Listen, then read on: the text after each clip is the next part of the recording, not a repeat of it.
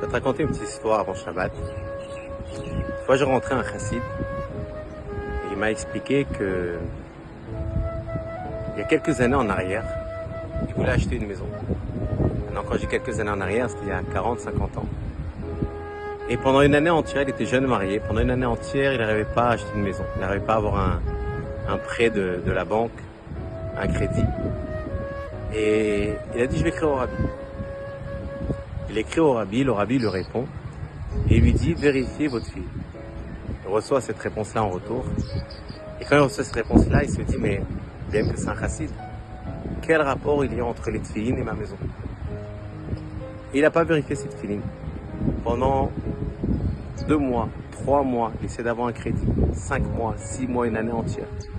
C'est ça que sa femme, elle va voir son mari et dit, mais le rabbi t'a dit de vérifier les tefilines. Pourquoi tu le fais pas? Sa femme, elle prend les tefilines et elle va les vérifier. Au bout de 2-3 jours, le sofer, il va voir ce chassid-là et dit, tes tefilines ne sont pas cachées. Et le chassid, il commence à avoir peur. Il dit, pourquoi? C'est quoi le problème? Il dit, c'est très simple. Dans le schéma Israël, il est écrit, Beshivtecha, Bevetecha, Bevetecha, Baderer. Dans le mot Bevetecha, dans ta maison, il y avait une erreur. Et là, il était choqué, ce chassid-là. Il a compris que le rabbi avait compris la raison pourquoi il n'avait pas réussi à avoir ce crédit dans la maison dû au tefilin. Donc il répare l'erreur dans le mot Bevetecha dans ta maison.